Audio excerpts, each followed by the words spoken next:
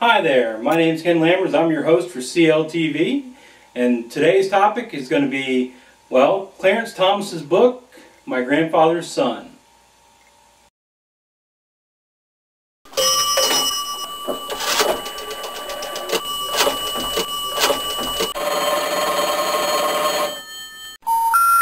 The number you have reached, 911, has been changed to a non-published number. Welcome to Cltv. I'm your host Ken Lammers, and today what we're going to discuss is Clarence Thomas's autobiography, My Grandfather's Son. Now, I'm not a big fan of reading autobiographies. They're usually self-serving, and I have read them in the past. I have read Ben Franklin's autobiography, and I've read others, I'm sure. I got through the Clarence Thomas book this last week, and I did want to give it a review. Now, everybody who knows, I review on a 5-point scale. This is above a 3, but I don't think it's quite to a 3.5 on my scale. If you're not interested in Clarence Thomas, or you're not interested in what's going on with the people in the Supreme Court, it's probably not the best reading in the world. Clarence Thomas starts his life, living with his mom, and then shortly thereafter moves on to live with his grandfather, who becomes his father for all intents and purposes. And Grandpa looks around and sees what's going wrong in the world and the people that are failing at things, and decides that the best way to keep that from happening with the two kids he's got, because Thomas's son, or Thomas's brother, also moves into the family, into his grandfather's family. Grandfather decides the best way to keep them from getting in trouble is to work their fingers to the bone 24/7, 8 days a week.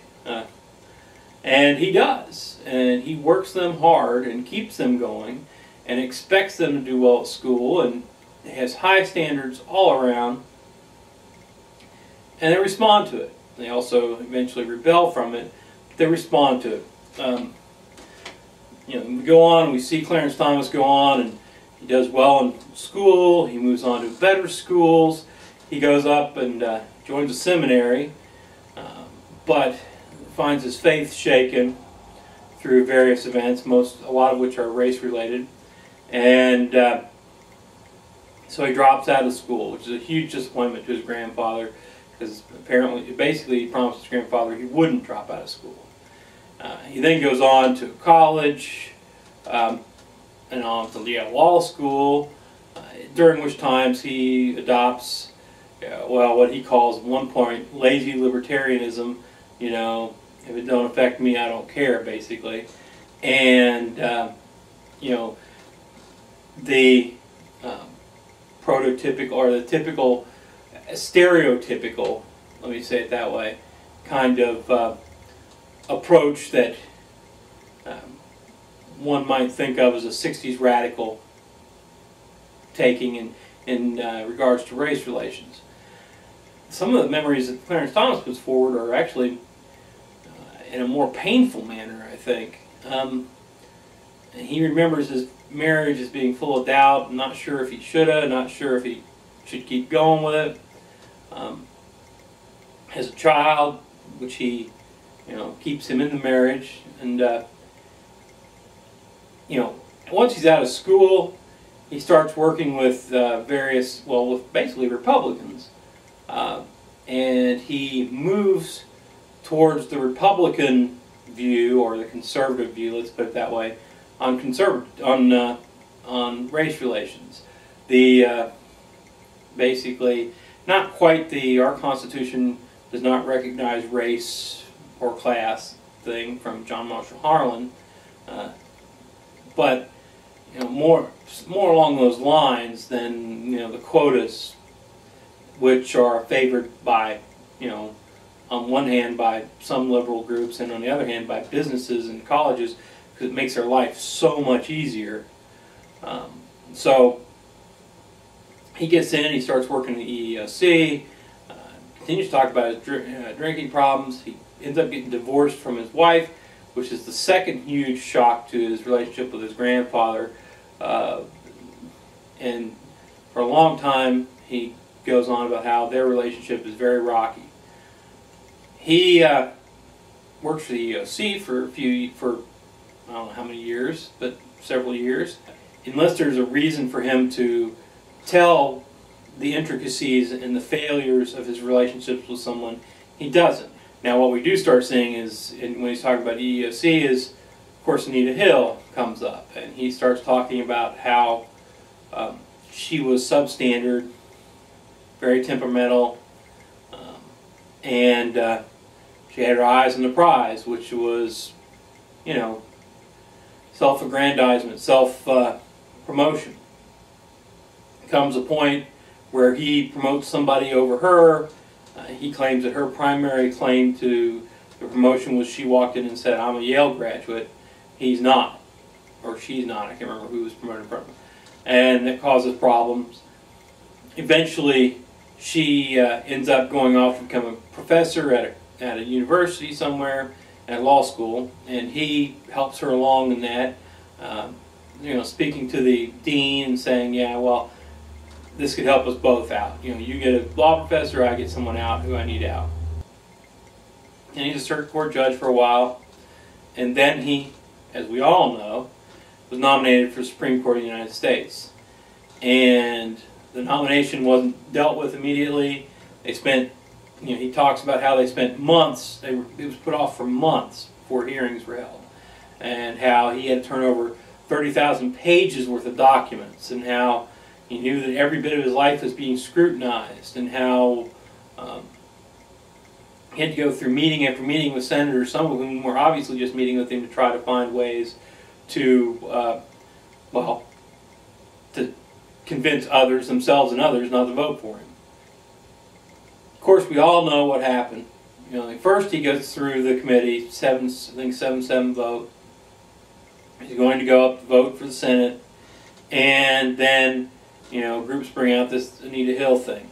And we get into the tactics of the hearing, which are actually kind of interesting, although the problem, reading the tactics of the hearing, Clarence Thomas doesn't talk about it as though, you know, I am the man who's driving this through and standing the course and all that sort of thing. He talks about how it's destroying him and how it's just ripping him apart internally, how it's affecting him externally, you know, physically, how it's just, you know, tearing him apart. And as we all know, there comes a day when he just basically, the way he puts it in the book is, he gives up. He doesn't care whether he's going to become a Supreme Court justice. You know, all these things are being said about him, and he just goes in and point blank just tells the senators what he's going to tell them. And we've all heard the high-tech lynching mantra. I mean, it was it rocked the Senate back on its heels and turned the tide where, you know, previously he thinks it was orchestrated or not. Well, it was probably orchestrated. The tide had been against him when he stood up or sat there in the Senate chambers and said, look, you know, this is a high-tech lynching, and you're just trying to find a way to destroy me. You know, how am I going to get my reputation back? It's all over. And puts that in her face, and puts it strongly in her face. And you know, of course, I knew about that, but there was another point where I didn't realize that. Of course, they apparently ran all of Anita Hill's witnesses, you know, in prime time, and then ran all of his witnesses late at night when it was too late for him to make it on the news. And apparently, the Senate hearings ended when a senator accused one of Clarence Thomas's witnesses of sexual harassment himself, at which point the guy, and I've never seen clips of this, but apparently the guy almost came over the table at the senator, just beside himself and absolutely, you know, raging mad. It's, you know, a portrait of a very, very flawed man who was raised to believe that you make it on your own, but there are these problems out there in the world, which it's your job to make it on your own by his grandfather, and who initially rebelled against that once he got away from his grandfather, but then came back to that and seems to view the world through that lens at all times. That, you know, you make it on your own. No matter what the adverse circumstances that others impose upon you are. It's an interesting book. I'll give it a 3.25. I'd suggest it to those people who are either fans of Clarence Thomas or the bright side of the court. I'd suggest it to people who want to kind of see how certain people make that life journey. Anyway, ladies and gentlemen, it's an okay book. It's a worthwhile read for those of us who care about the Supreme Court. And I guess that's most I've got to say about it for today. I'll have another CLTV up soon. Y'all have a good day now.